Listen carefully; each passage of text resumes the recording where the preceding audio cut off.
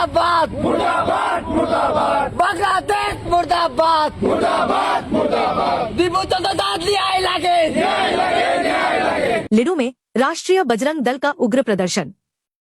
बांग्लादेश सरकार के सलाहकार मोहम्मद यूनुस का पुतला दहन। बांग्लादेश में एक अल्पसंख्यक हिंदू युवक की निर्मम हत्या के खिलाफ लिडू में राष्ट्रीय बजरंग दल ने जोरदार विरोध प्रदर्शन किया। सोमवार की शाम राष्ट्रीय बजरंग दल की नवगठित लिडू आंचलिक समिति के नेतृत्व में कार्यकर्ताओं ने लिडू हिंदू मिलन मंदिर के सामने 315 नंबर राष्ट्रीय राजमार्ग पर एकत्र होकर बांग्लादेश सरकार के सलाहकार मोहम्मद यूनुस का पुतला दहन किया और अपना तीव्र विरोध दर्ज कराया। प्रदर्शन के दौरान बांग्लादेशी मौलवाद मुर्दाबाद, मोहम्मद यूनुस मुर्दाबाद जैसे नारों से लिडू का वातावरण गूंज उठा। प्रदर्शनकारियों ने आरोप लगाया कि बांग्लादेश में लगातार हिंदू अल्पसंख्यकों को निशाना बनाया जा रहा है, लेकिन वहां की सरकार मूकदर्शक बनी हुई है। उल्लेखनीय है कि बांग्लादेश के मेमनसिंह जिले में दीपू चंद्र दास नामक एक धार्मिक अल्पसंख्यक मजदूर की 18 दिसंबर को मुस्लिम कट्टरपंथियों द्वारा नृशंस हत्या कर दी गई थी।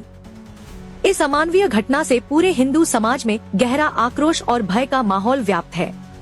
राष्ट्रीय बजरंग दल ने बांग्लादेश सरकार से दोषियों के खिलाफ कड़ी कार्रवाई की मांग की है तथा अंतर्राष्ट्रीय समुदाय से भी अल्पसंख्यकों की सुरक्षा सुनिश्चित करने हेतु हस्तक्षेप की अपील की है। News desk report any times 24/7। পোনপ্ৰথমে আজি আমাৰ মাজত উপস্থিত সাংবাদিক বন্ধুসকলক মই ধন্যবাদ জনাইছো যে আমাৰ এই কাৰ্যসূচীত উপস্থিত হৈছে তেওঁলোকে।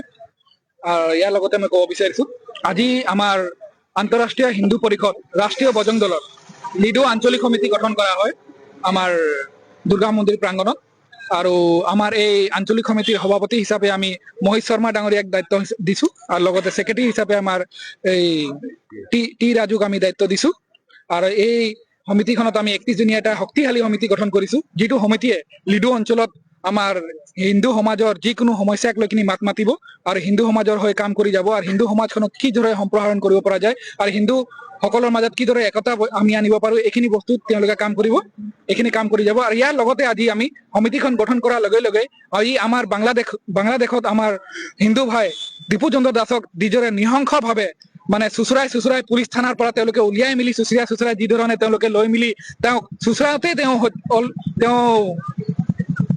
মৃত্যু মুখত পৰি গৈছিলে, তথাপিও তেওঁক কিন্তু এৰা নাছিলে। তেওঁক লাত মাৰি তেওঁক লৈ গৈ মিলি তেওঁক মানে গছত বান্ধি মিলি আৰু পেট্ৰল ঢালি মিলি জ্বলাই দিয়া হৈছিলে তেওঁক। তো এইদৰে ইমান নৃশংস ইমান অমানৱীয় মানুহ কেতিয়াও হ'ব নোৱাৰে। সেইবিলাক মানুহৰ ৰূপত নৰ পিকাচ হয় সেইবিলাক। তো গতিকে এই বস্তুটো চাই মিলি আমাৰ গা জ্বলি গৈছে।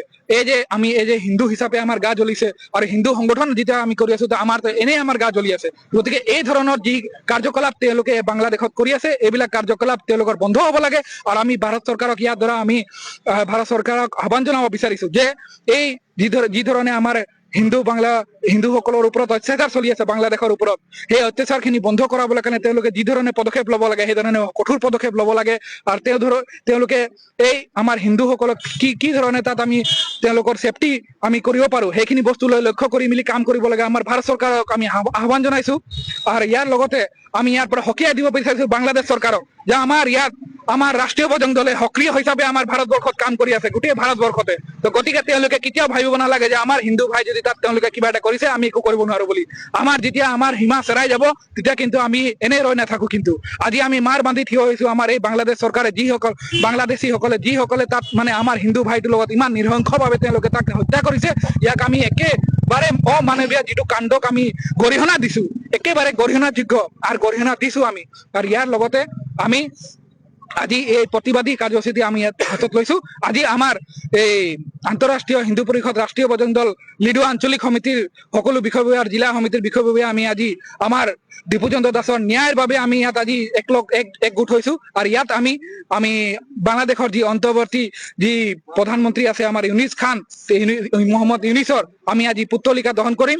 আৰু ইয়াৰ যোগেদি আমি এটাই বাৰ্তা প্ৰেৰণ কৰিব বিচাৰিছো যে যদি অতি সোনকালে যদি আমাৰ বাংলাদেশত যদি হিন্দুৰ ওপৰত অত্যাচাৰ বন্ধ নকৰে তো ইয়াতকেও ডাঙৰ কাৰ্যসূচী আমি ল'বলৈ কাৰণে বাধ্য হ'ম। আৰু আগৰ দিনত আমি ইয়াত এনেকুৱা ধৰণৰ কাৰ্যসূচী আমাৰ চলি গৈ থাকিব। হিন্দুৰ ওপৰত য'তেই অত্যাচাৰ হ'ব তাতেই কিন্তু ৰাষ্ট্ৰীয় বজৰং দল মাত মাতিব আৰু হিন্দু সমাজৰ বাবে সদায় ৰাষ্ট্ৰীয় বজৰং দল থিয় হৈ থাকিব। Any Times 24/7. Your news, your voice.